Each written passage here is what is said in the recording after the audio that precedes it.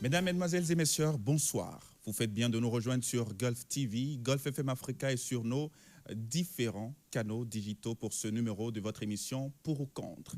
Le sujet au menu des discussions ce jour est relatif au projet de loi portant modification et complément de la loi numéro 2018-14 du 18 mai 2018 portant code de procédure pénale en République du Bénin, dont la transmission au Parlement a été actée d'après le compte rendu du Conseil des ministres du mercredi 22 septembre 2022. Un projet de loi qui permettra au président de la République, après avis conforme du Conseil supérieur de la magistrature, le pouvoir d'ordonner la suspension de l'exécution de la peine lorsque celle-ci est justifiée pour des raisons sociales et humanitaires. Les raisons qui motivent cette nouvelle prérogative que le chef de la magistrature suprême aurait après l'adoption d'un tel projet de loi sont-elles crédibles, compréhensibles, logiques? Pour en parler, deux invités, bien évidemment. Antoine Adoukonou, membre fondateur du parti Bloc républicain. Bonsoir. Bonsoir, monsieur le journaliste. Bienvenue. Merci beaucoup. Juste en face de vous, Marcel Zoumenou, analyste politique et professionnel des médias, qui nous rejoindra bien évidemment dans quelques instants. Pour animer cette émission avec moi, Aristide Kanousso. Aristide, bonsoir. Bonsoir Léonard Claudel Sonnet-Pont. Bonsoir à tous ces fidèles téléspectateurs qui préfèrent chaque fois et toutes les fois nourrir leur ambition, leur écoute, leur regard au programme de Gulf TV Africa. Et comme vous venez de planter le décor, madame, monsieur, eh bien, nous allons vous proposer de suivre un extrait du compte-rendu du Conseil des ministres du 21 septembre de l'an 2022, un extrait présenté ici par le porte-parole du gouvernement, secrétaire général adjoint par ailleurs de ce même gouvernement, Wilfried Léon Rongbédié. Suivez.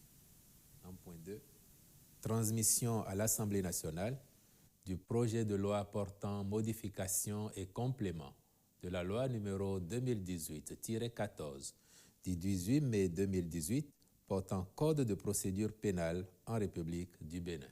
En vue d'humaniser et de moderniser les peines prévues par le code pénal, le législateur béninois a supprimé la peine de mort, les travaux forcés, puis introduit les peines alternatives et renforcé le régime de l'aménagement des peines. Toutefois, les restrictions et conditions légales pour jouir de ces mesures en limitent la portée. En effet, elles ne sont admises que pour les peines correctionnelles, excluant dès lors les personnes condamnées pour des faits criminels.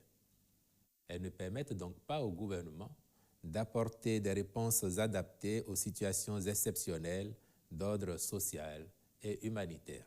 C'est pourquoi il apparaît nécessaire de compléter le dispositif de la libération anticipée.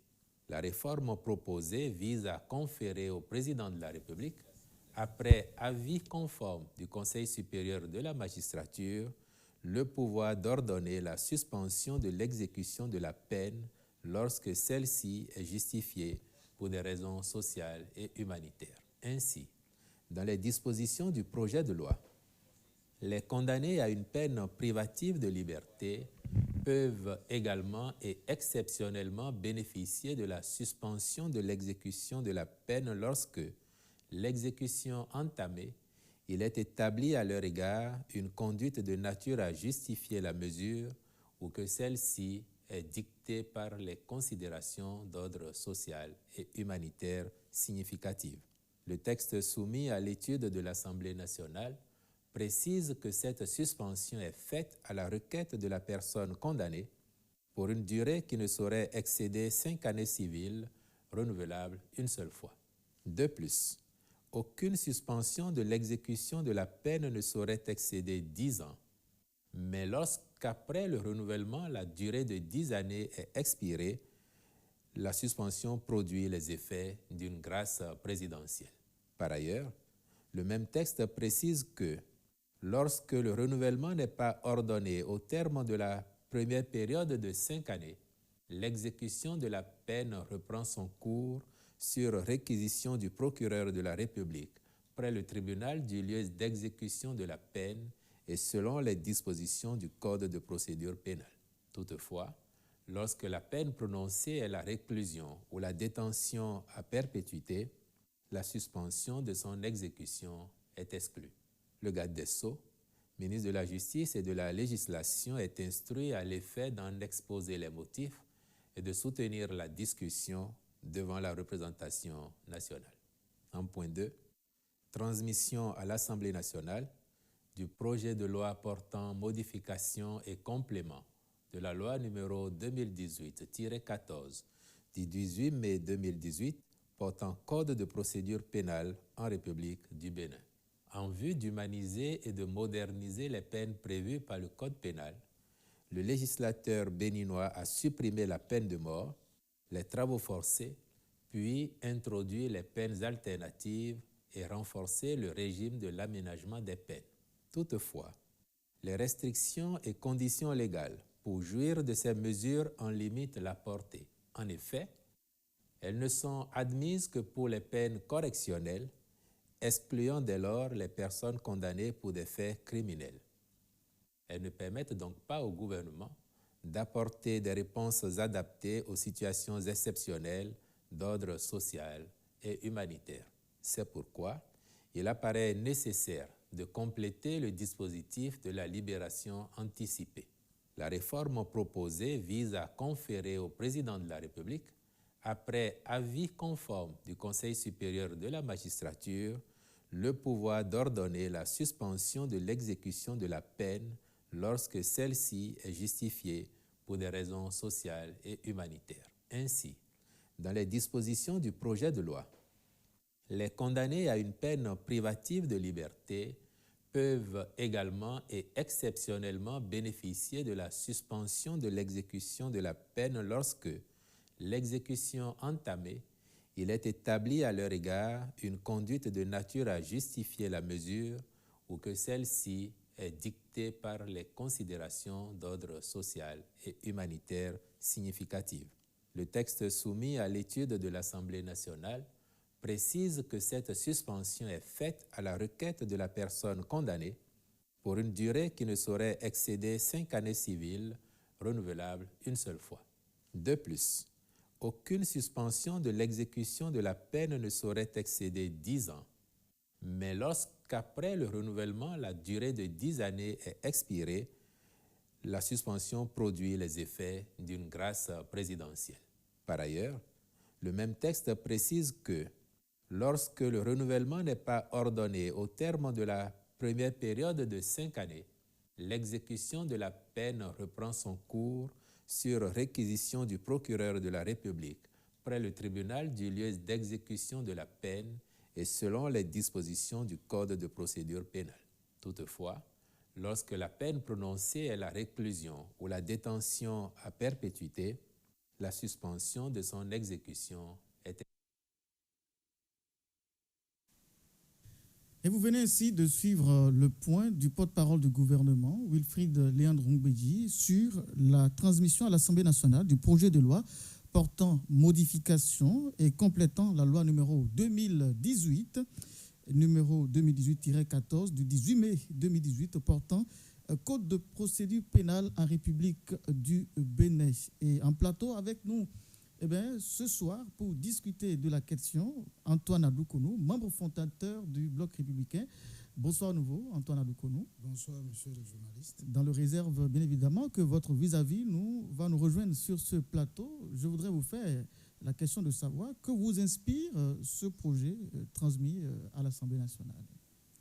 Moi, je pense que ça va être de plus dans notre arsenal juridique en termes d'aménagement des peines et de trouvailles de peines alternatives. Parce que, comme le Conseil des ministres l'a précisé, nous avons déjà dans notre arsenal juridique des situations qui permettent d'aménager les peines. Vous n'êtes pas sans savoir que le président de la République dispose du droit de grâce qui permet de mettre fin définitivement à l'exécution d'une peine. Mais il semble que les conditions pour bénéficier de ces mesures ont été, disons, restreintes au point où il y a des situations réelles qui sont devant nous mais on n'a pas les éléments de droit, on n'a pas un pouvoir, disons, législatif qui permet d'agir. Et le fait, il est devant nous tous. À supposer qu'un détenu qui visiblement, vraiment est malade, est attesté comme tel, et on est devant le fait, peut-être qu'il est sous le régime d'un crime. Donc, pour agir, on n'a pas les éléments de droit en main pour agir. Même si, entre-temps, ses avocats faisaient des procédures, peut-être pour lui permettre d'aller aux soins, ce serait encore sous surveillance. Et vous savez, le malade, ce n'est pas seulement physiologique. On peut être psychologiquement malade. Peut-être qu'en retrouvant sa famille, il peut mieux se retrouver dans les traitements. Je donne un exemple. Lorsqu'on est dans un cas de figure, qu'est-ce qu'on fait? Ce projet de loi, par exemple, permet à sa demande, bien sûr. Le malade, c'est lui qui demande. Et le chef de l'État peut, à travers ce pouvoir qui lui est conféré, lui permettre de suspendre d'abord l'exécution de la peine pour un temps pour un peu se retrouver et revenir exécuter la peine. Donc je crois que, comme le Conseil des ministres l'a dit, c'est pour des situations exceptionnelles qu'on aura quand même à bénéficier de ce dispositif-là. Donc je dis que c'est une avancée quand même. Antoine Adoukonou, est-ce qu'aujourd'hui, il faut encore donner des prérogatives au chef de l'État, à l'exécutif, alors qu'on aurait peut-être pu créer une commission qui s'occuperait de ces cas-là? Bon, je ne veux pas rentrer dans ce discours, mais je sais que cette prérogative qui lui est donnée visible, n'est pas supérieure à celle qu'il avait déjà. Puisque je vous ai dit tout à l'heure que en exerçant le droit de grâce, oui, qu'on met définitivement fin à la peine. Ici, ce n'est qu'une suspension de la peine. Ça veut dire que, visiblement, c'est un pouvoir qui est inférieur à un pouvoir que détient déjà le chef de l'État. Un pouvoir de plus, oui, mais pas un pouvoir supérieur déjà à un pouvoir qu'il avait. Créer une commission, bon, je crois que actuellement, le texte est à l'Assemblée nationale et dans la procédure législative, les députés ont le droit d'amendement. Nous n'avons pas le texte lui-même sous la main, ce n'est que se fondant sur les extraits qu'on a eus au niveau du Conseil des ministres, qu'on raisonne maintenant. Si, arrivé à l'Assemblée nationale, dans les débats parlementaires, si les gens estiment, comme vous le dites, qu'il faut, au lieu du président de la République, conférer ce pouvoir à un autre organe, on le verra. Mais moi, personnellement, je trouve que l'institution la plus indiquée, c'est le président de la République. Et je m'explique. Premièrement, nous devons savoir que les lois sont faites pour une société donnée. Et nous sommes dans un environnement où vous n'êtes pas resté sans savoir que le président de la République, à tort ou à raison, est celui qu'on indexe lorsqu'on se retrouve dans ces cas de figure. Surtout lorsqu'il s'agit des hommes politiques. On n'hésite pas à dire que c'est le chef de l'État qui enferme les gens. On est dans la société, ne nous voilons pas la face. Personne n'est jamais prêt à dire que c'est le procureur de la République et qui a exercé ses prérogatives de représentant du ministère public ou déclencher l'action publique, personne n'est jamais prêt à dire ça. Personne n'est prêt à dire que c'est le juge d'instruction qui a condamné quelqu'un. Malgré toute la procédure judiciaire qui se fait au vu au su de tout le monde, les gens finissent toujours par rejeter le tort sur le président de la République. Si nous sommes dans une société pareille, je crois qu'on ferait mieux aussi de permettre au chef de l'État d'avoir les instruments à sa portée pour agir en temps opportun. D'aucuns estiment que ce dispositif pouvait être inséré au sein du pouvoir judiciaire qui va s'en charger lui-même. Mais si le président de la République s'en approprie, c'est peut-être parce qu'il aura des remords, peut-être par rapport aux condamnations de quelques citoyens de son État. Et au-delà de ce remords, va vouloir peut-être, si ces gens-là se comportent bien, suspendre leur peine. Qu'en pensez-vous? Vous savez, quand on rentre dans ce débat, on n'en finit jamais. Mais ce que je dis par rapport à votre question, je dis que je ne suis pas d'accord parce que en conférant à l'organe judiciaire ce pouvoir, la justice risque d'être juge et partie, puisque c'est la justice qui rend la sentence. Il ne faudrait pas que c'est toujours au niveau de la justice qu'on peut encore suspendre l'exécution aussi facilement que ça. D'accord? Donc, pour que la justice ne soit pas juge et partie, je pense qu'il ne faut pas lui conférer ce pouvoir. S'il est établi que les faits qui sont reprochés au sujet ne sont peut-être plus avérés, ou bien qu'il y a une reconsidération, vous savez que ces termes sont utilisés souvent, il y a reconsidération des faits, et qu'il est établi qu'il est innocent, en ce moment-là, la justice pouvait agir. Alors si aujourd'hui, sur le plan social ou humanitaire tel que évoqué, on trouve qu'on peut reconsidérer les faits, pourquoi est-ce que vous estimez qu'on ne peut pas conférer ce pouvoir au judiciaire? Bon, moi je vais vous dire deux choses. Premièrement, même si on confère ce pouvoir à la justice, les récriminations ne manqueront pas. Dès que la justice va commencer par agir, vous verrez toujours que les gens vont vous dire que cette justice est aux ordres du président de la République et que ce n'est que sur ces instructions qu'on laisse X ou Y jouir de ce droit. Est-ce que pour vous, ce n'est pas plus évident aujourd'hui pour chaque Béninois d'estimer que cette justice est aux ordres du président de la République, quand on sait que nous sommes dans un État qui normalement devait prôner la séparation des pouvoirs, où le chef de l'État, en tant que président de la République, ne devait pas interférer dans les affaires judiciaires ou des affaires de ce pouvoir judiciaire? Bon, nous ne sommes pas dans un cas d'interférence ici, puisque nous sommes en présence des gens qui sont déjà condamnés. Ça veut dire que la justice a fini son parcours. Donc, pendant la procédure pénale, il n'y a pas l'intervention du chef de l'État. Nous sommes en face de sujets qui, à l'arrivée, est condamné et qui est en train d'exécuter les peines prononcées par la justice.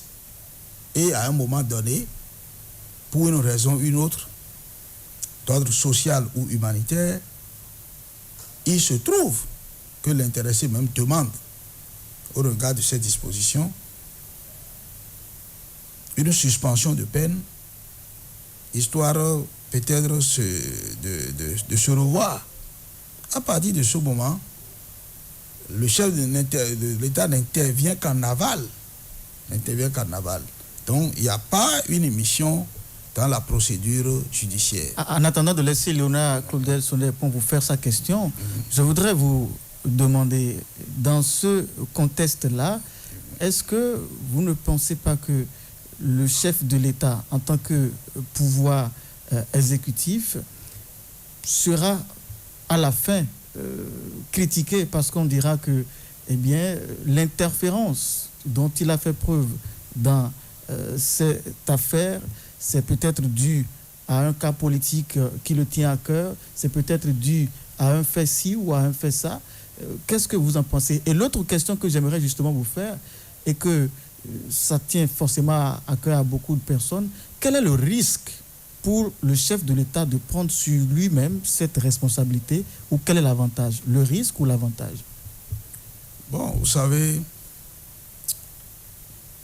mais lorsque le chef de l'État exerce le droit de grâce, c'est un pouvoir discrétionnaire. Donc, c'est lui qui gracie. Bien sûr, ceux qui remplissent, parmi ceux qui remplissent les conditions, celui qu'il veut. D'accord? Je ne vois pas aussi la différence dans l'exercice de ce pouvoir parce que sa discrétion est toujours en jeu. Mais cette fois-ci, il y a des faits qui doivent être établis. Maintenant, ce problème que vous avez posé, beaucoup le posent, c'est-à-dire le chef de l'État. Bon, vous savez, nous avons fait l'option d'un régime donné. Nous avons le pouvoir constituant originaire a fait l'option du régime présidentiel, d'accord, où il y a un organe, le législatif qui fait les lois, il y a l'exécutif qui les met en œuvre, et il y a le judiciaire. Lorsqu'on a ces organes qui sont mis en place et qui sont dits séparés, il faut comprendre que la séparation ne saurait s'alimenter à l'antagonisme. C'est-à-dire quand on dit que les pouvoirs sont séparés, cela ne signifie pas que les pouvoirs s'opposent. À partir de ce moment, si aujourd'hui, lorsqu'on a fait la proposition, le projet de loi, pourquoi on a envoyé à l'Assemblée nationale? On a envoyé à l'Assemblée nationale parce que le chef de l'État n'a pas les limites, n'a pas les prérogatives de voter une loi. Donc, quand une fois la loi arrivée à l'Assemblée nationale va faire son travail et conférer ce pouvoir à celui qu'il veut. Et à partir de ce moment, je pense qu'on va faire avec. Répondez à la deuxième question avant de finir. Le risque pour le chef de l'État de prendre cette responsabilité? Non, je pense que lorsque vous parlez du risque, c'est parce que vous estimez que vous ne voyez que les hommes politiques. Vous ne voyez pas les citoyens lambda, un Béninois, un simple citoyen qui va se retrouver dans ce cas pareil et qui sera sauvé par cette loi. Vous ne le voyez pas. Vous ne voyez que les hommes politiques. Et moi, je ne vois pas que les hommes politiques. Est-ce à dire que c'est dans le cadre des hommes politiques que le gouvernement a forcément des avantages ou des risques dans cette situation? Bon, si vous voulez voir les choses en ces termes, ça va aller dans tous les sens. Il faut voir ce qui est important pour le citoyen lambda dans cette loi. C'est ça, il faut voir. C'est-à-dire que le chef de l'État use des manœuvres politiques ou non dans l'exercice de ce pouvoir, c'est qu'à l'arrivée, on a un citoyen béninois qui se trouve dans un cas difficile et qui sera sauvé par la loi.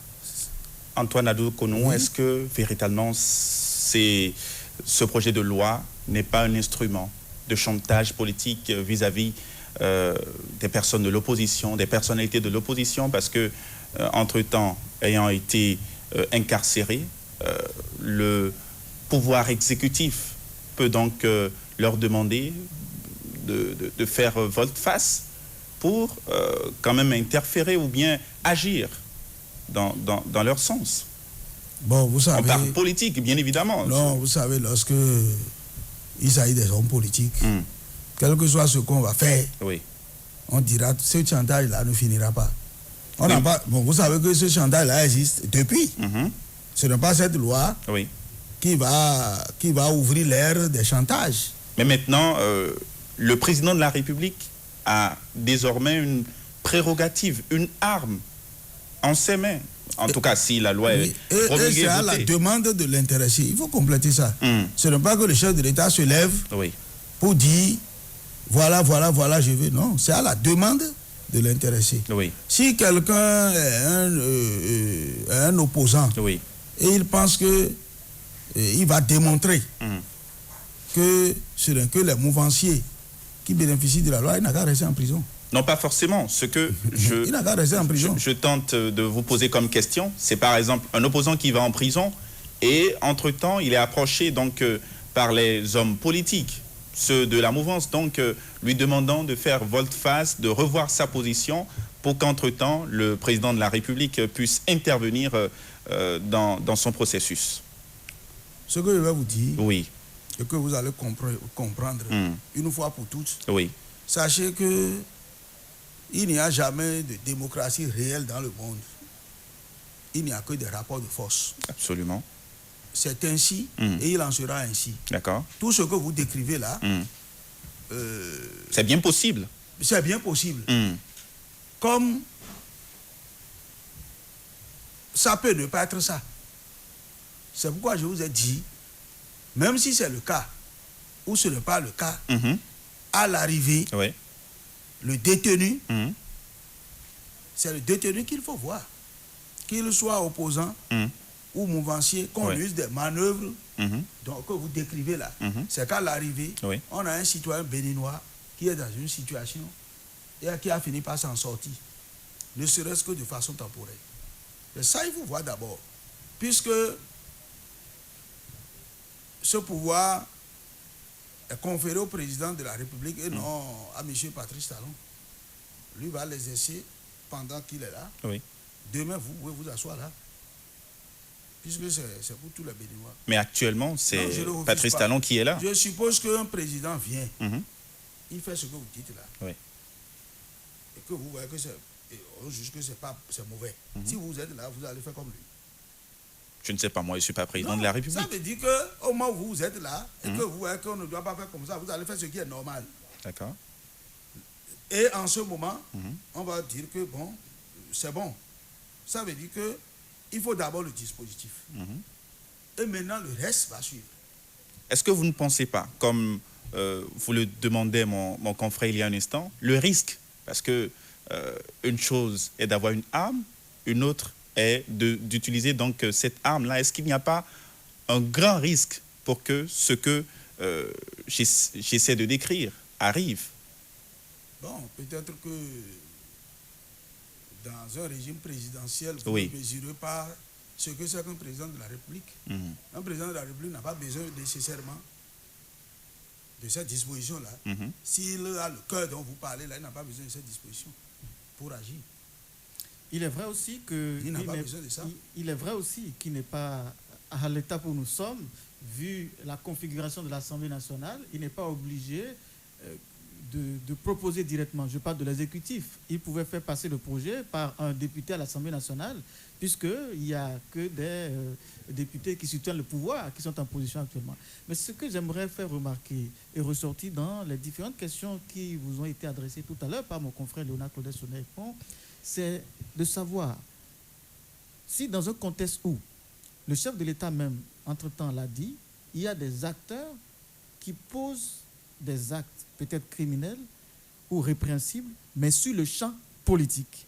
Si ces gens-là posent ces actes-là sur le champ politique et qui sont par ailleurs de probables opposants, est-ce que vous ne voyez pas là une sorte de manipulation de leur idéologie où, à un moment donné, ces gens-là seront obligés de revenir à de meilleurs sentiments avec le pouvoir parce qu'on a dit pour des raisons sociales ou humanitaires. Donc, si ces gens-là revoient leur conduite, le mot conduite aussi est revenu. Donc, si ces gens-là décident de fermer en quelque sorte la porte à leurs différentes critiques, on pourra leur faire grâce ou suspendre leur peine. Vous ne voyez pas là une sorte de manipulation d'idéologie? Bon, ce que vous dites là, même sans ce projet de loi, ça se dit partout. Hein. Vous êtes allé en prison, vous êtes un homme politique, un opposant de surcroît. Personne ne veut voir si ce que vous avez fait est vrai ou faux. Et vous sortez, vous devenez mouvancier? Non, attendez. Je vous ai dit. L'exemple légion, c'est ainsi. C'est pourquoi nous sommes dans un contexte précis où sans cette loi, ce que vous dites là existe déjà. C'est-à-dire aujourd'hui, on est dans une situation où... Mais peut-être ça se faisait dans le flou. Donc aujourd'hui, vous confirmez qu'il y a des opposants qui sont contraints de devenir mouvanciers. Non, je confirme que ces rumeurs existent avant, existent pendant que la loi là existera. Elles sont peut-être fondées. Bon, fondées, vous le dites, mais vous ne pouvez pas avoir la preuve. D'accord. Vous ne pouvez pas avoir la preuve. Ce ne sont que... Mais vous savez, ne focalisons pas le débat rien que sur les hommes politiques. Puisque le peuple béninois, c'est 12 millions d'habitants. Absolument. Il n'y a pas que des hommes politiques dedans. Alors, tel que vous le dites, venons à un citoyen lambda. Dans l'explication liminaire qui a été détaillée par le porte-parole du gouvernement, est-ce que vous ne voyez pas une sorte de limitation de ceux qui devraient bénéficier de ce projet de loi? C'est-à-dire, est-ce que celui qui a déjà fait, par exemple, 5 ans ou 10 ans de prison ne devrait pas bénéficier de cette suspension-là? Qu'est-ce que vous comprenez dans ce nœud-là qui se situe dans l'explication préliminaire qui a été donnée? Non, je crois que ne soyons pas pressés, puisque je vous ai dit tout à l'heure que nous n'avons pas encore le projet en entier. Oui. Un débat sera fait et ces éclaircissements seront apportés. Il y a quand même une phrase, dans des commentaires. Il y a une phrase qui est quand même très claire dans le point. On dit toutefois, lorsque la peine prononcée est la réclusion ou la détention à perpétuité, eh bien la suspension de son exécution est exclue. Qu'est-ce que vous comprenez dans ce passage? Oui, bon, ça veut dire que on pense que ce pouvoir, on ne peut pas l'exercer dans ces cas précis-là. Et quels sont ces cas-là, selon vous? Oui, ils ont cité les cas. Si c'est la réclusion à perpétuité... La réclusion ou la détention à perpétuité? À perpétuité, c'est-à-dire que quelqu'un qui est condamné, disons, à vie, ne peut pas bénéficier de cette suspension. Et est-ce que ça concerne aussi les réclusions criminelles ou bien... Oui. Cela dit, la question qui préoccupe beaucoup de gens aujourd'hui, est-ce que ça dit que, on prend un exemple très simple, Joël Aïvo et Eric Amadougou sont exclus de bénéficier éventuellement, s'ils arrivaient à faire la demande ou à devenir non, ils ne sont pas dans ce cas. Ils ne pourront pas bénéficier en son temps Ils ne sont pas dans ce cas. Ils sont condamnés à des durées précises. Donc, ils ne sont pas dans ce cas. Donc, c'est possible que Eric Amadougou et Joël Aïvo... moi, je ne veux pas focaliser... C'est un exemple parmi tant d'autres. Mais puisque le Joël Aïvo, Madougou, vous et moi, nous sommes des citoyens et nous avons les mêmes droits. S'il y a une disposition qui peut s'appliquer à un Béninois, lambda, ça peut s'appliquer à eux.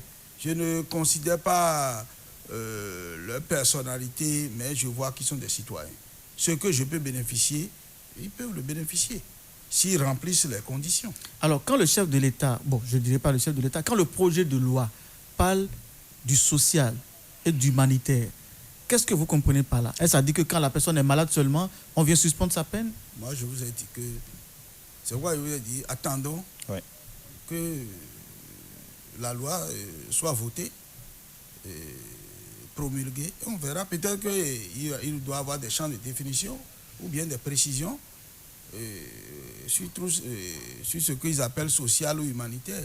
Mais moi, j'ai pris un cas extrême qui doit faire partie.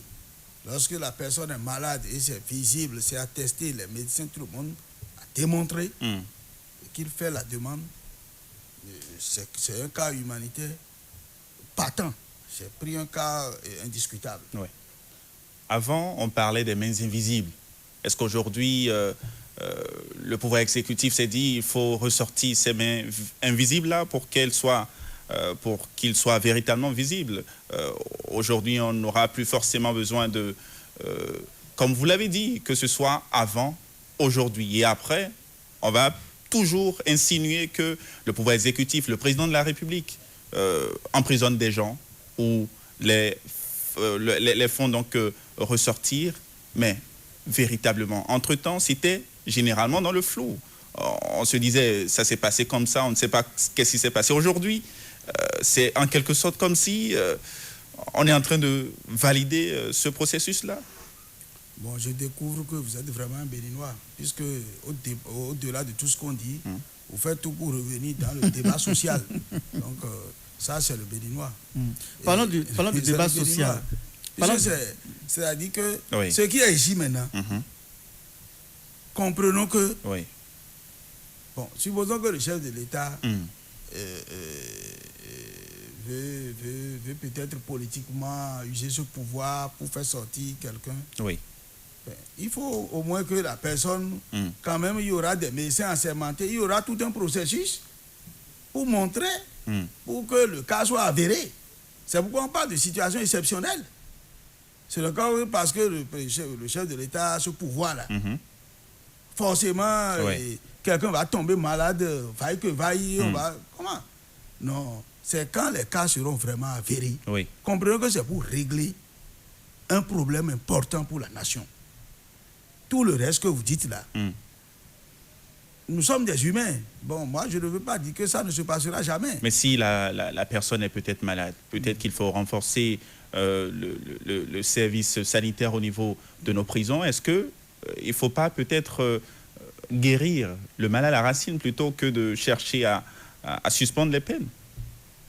Bon, je pense que ce qu'on dit, quand on dit cas exceptionnel, je suppose même que ces étapes-là ont été franchies. Seulement parce que je suis en prison, il y a le mot de tête qu'on déclenche la procédure. Je ne pense pas. On dit cas exceptionnel. Ça veut dire que vraiment, on n'y peut rien.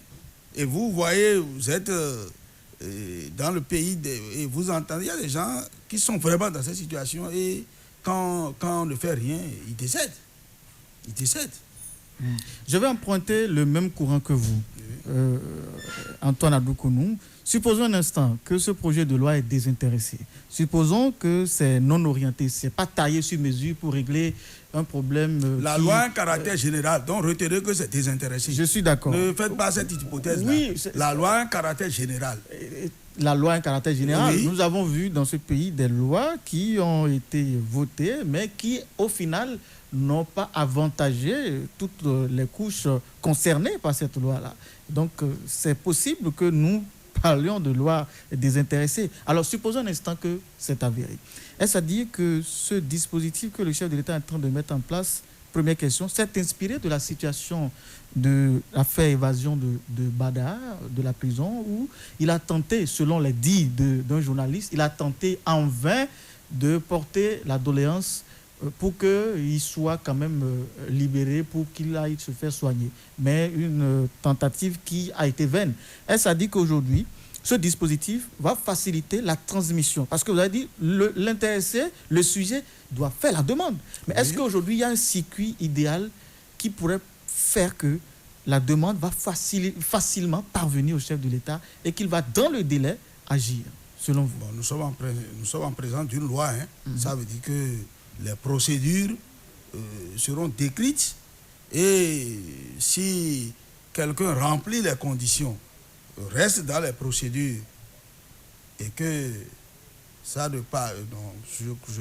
n'allons même pas dans ces hypothèses. La rapidité n'est pas notre fort au Bénin. Non, n'allons même pas dans ces hypothèses-là. N'allons même pas dans ces hypothèses. Si cela est avéré, vous êtes où? C'est votre métier. Vous êtes des journalistes. Dénoncez. Mais il a fallu que le monsieur s'évade d'abord avant que nous ne soyons informés. Je prends l'exemple de Badar. Donc, c'est dit qu'il y a peut-être des milliers d'autres prisonniers aujourd'hui qui sont dans des situations difficiles parce que le contexte sanitaire qui se présente à l'intérieur de nos centres pénitentiaires ne leur donne pas l'avantage de survivre. Mais ces gens-là décident par les voies légales d'appeler au secours, mais le secours ne vient jamais. Alors, dans ces cas-là, qu'est-ce qu'il faut faire? D'où ce projet de loi pour rendre plus performant ce que votre demande là. Peut-être que le mécanisme qui était là, ce projet de loi va rendre le mécanisme plus cohérent pour aller au plus précis. Aujourd'hui, on va peut-être libérer des personnes où on va suspendre leur peine pendant un moment. Est-ce que véritablement, il n'y a pas risque que on l'a observé, des personnes sont déjà parties à l'hôpital, se sont évadées. Est-ce qu'il n'y a pas ce risque-là qu'on court également? Donc, je pense que dans la loi, les mesures seront prises. Les mesures seront prises pour que, puisque c'est une suspension de peine, et la loi va mettre des garde-fous pour que l'intéressé ait un suivi régulier qui permet de suivre ses itinéraires pour savoir, la loi ne peut pas, on ne peut pas faire en sorte que la suspension va permettre à ce que... Non, je ne crois pas. Alors, madame, monsieur, si vous nous regardez, il faut retenir que c'est pour ou contre sur Gulf TV Africa. Nous recevrons aujourd'hui Antoine Adoukonou. Il est membre fondateur du Bloc républicain. Entre-temps, nous devrons recevoir sur ce même plateau Marcel Zoumenou, qui nous a visiblement fait un faux bond ce soir. Il a jusqu'à hier, tard la nuit, rassuré et donné sa parole et qui serait avec nous pour le débat de ce soir. Mais c'est un étonnement total de savoir ou de constater qu'il nous a lâché en plein vol. Nous espérons simplement qu'à l'avenir, on saura corriger ces genres d'imperfections de façon responsable pour que l'équilibre que veut prôner cette émission soit maintenu. Alors, Antoine Adoukonou, le chef de l'État Patrice Talon, qui, sur des questions de punition ou d'emprisonnement, dit entre griffes qu'il reste droit dans ses bottes. Est-ce que vous pensez que quelqu'un qui a l'habitude de rester droit dans ses bottes sur le plan de l'impunité ou pour la lutte contre l'impunité va vouloir à un moment donné faire preuve d'humanisme ou du social pour faire libérer ou suspendre la peine de quelqu'un? Nous sommes en face d'un projet de loi et non d'une proposition de loi. Vous savez que le gouvernement a une majorité confortable à l'Assemblée nationale. Le gouvernement pouvait faire porter la loi peut-être à un député pour que ça soit une proposition de loi. Si le gouvernement a pris la responsabilité d'en faire un projet, ça veut dire que le chef de l'État est bien conscient de l'enjeu et donc est la première personne à avoir la volonté affichée de sauver ces cas de figure. Penser encore qu'il en ferait le contraire, je ne pense pas qu'on soit dans l'idée réelle du gouvernement. C'est une volonté affichée du chef de l'État qui a fait que, au lieu peut-être d'en avoir une proposition de loi, on en a fait un projet de loi. Donc sa volonté de sauver ces cas de figure est affichée. Vous avez parlé de débat à l'Assemblée nationale. Est-ce que vous pensez véritablement que cette loi-là va être décortiquée comme cela se doit? Encore que nous, on en a l'expérience, on va parfois faire des députés qui sont parfois incapables de dire véritablement ce que disent certaines lois. Est-ce que cette loi fera exception? Non, vous savez, quand les lois arrivent à l'Assemblée nationale, il y a une procédure. C'est vrai que ce qu'on nous présente peut-être le jour du vote, où on lève la main pour voter pour ou contre, c'est que peut-être la dernière étape de vote de la loi. Mais bien avant, il y a un travail technique qui se fait. Il y a une commission, la commission chargée de la question, à qui on a transféré le projet, qui travaille à l'interne et qui se fait assister des experts dans le cas échéant, tout ça là, jusqu'à ce qu'on ait une monture, disons, qu'on peut utiliser. Donc, je ne crois pas que si toutes ces étapes sont faites et que les groupes parlementaires ont donné... Il y a tout un processus. C'est pas parce qu'on vient à une plénière où tout le monde lève la main qu'on a l'impression que, comme c'est 83 là, les gens ont voté les yeux fermés. Je ne crois pas. Est-ce que vous pensez que cette loi, il y a possibilité qu'elle soit rejetée? Non, nous sommes... c'est possible, mais je doute trop fort. Parce que... Pourquoi? Oui, je doute trop fort parce que le principe de la séparation des pouvoirs, comme Oui. je vous l'ai dit, n'est pas un principe d'antagonisme des pouvoirs.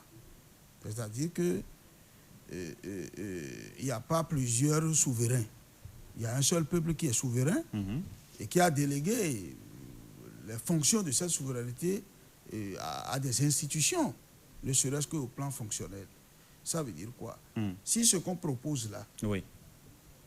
visiblement qui est dans l'avantage du peuple, et que les députés sont des représentants du peuple, ils auraient quelle raison pour rejeter ce qui visiblement est dans l'intérêt du peuple? Ils peuvent exercer leur droit d'amendement, certes. Ce n'est pas pour rien que la Constitution leur a conféré le droit d'amendement. Il ne s'agit pas d'avaler tout ce qu'on leur envoie. Ils peuvent faire des amendements. Mais l'essentiel doit être sauvegardé, qui est que, en adoptant cette loi, on finira par sauver les cas dont nous avons cités. Donc c'est pourquoi je crois que cette loi ne pourrait pas être rejetée. Deuxième chose, il faut savoir que la majorité qui est à l'Assemblée nationale n'est pas en Chine, c'est au Bénin. Donc, il n'est pas interdit que, avant même... Vous parlez de quelle majorité? Parce que, non, je dis, quand on dit que c'est une majorité, le pouvoir a une majorité à l'Assemblée nationale. D'accord? Le pouvoir aujourd'hui a toute l'Assemblée nationale. Je ne refuse pas. Je suppose même que c'est une majorité.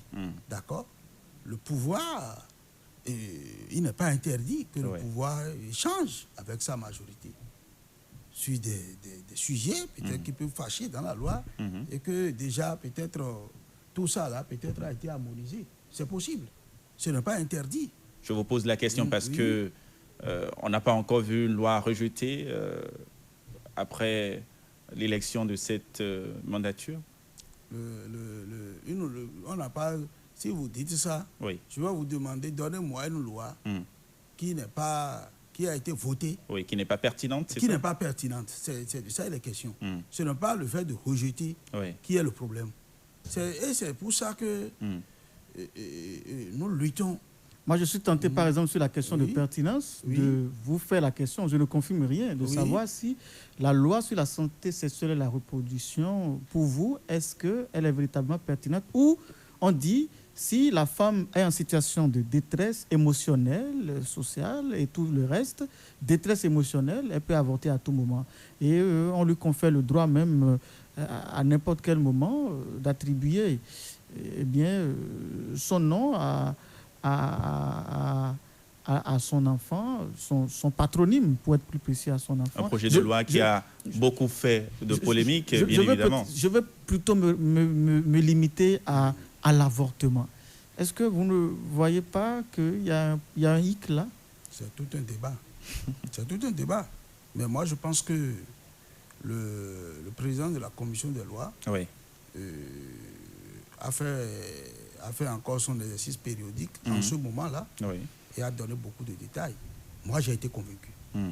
Peut-être que vous n'avez pas été convaincu. Alors, Antoine Adoukonou, vous êtes un acteur politique. Vous êtes membre du Bloc républicain. Sauf que sur la question de projet de loi, nous revenons sur des actes politiques.